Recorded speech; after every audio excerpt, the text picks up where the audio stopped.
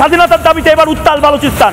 আমরা এই মুহূর্তে ভারতে যখন বসে এই আলোচনা করছি, আমরা ভারতে বসে এই মুহূর্তে জবাব চাই বাংলা, যখন ভারতের এবং বাংলাদেশের যারা দর্শক রয়েছেন তারা যখন দেখছেন, তখন হঠাৎ করে লক্ষ লক্ষ মানুষ তারা বালুচিস্তানে এই মুহূর্তে জড়ো হয়েছেন।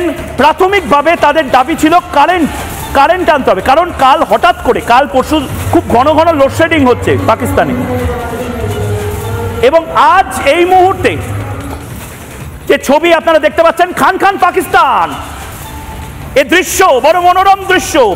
বালুচিস্তানে লক্ষ লক্ষ মানুষ রাস্তায় বেরিয়ে পড়েছে, তারা চিৎকার করছে বালুচিস্তান মাঙ্গে আজাদি।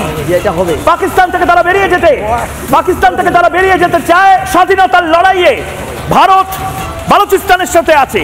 বালুচিস্তান এই মুহূর্তে প্রতিরোধ গড়ে তুলছে।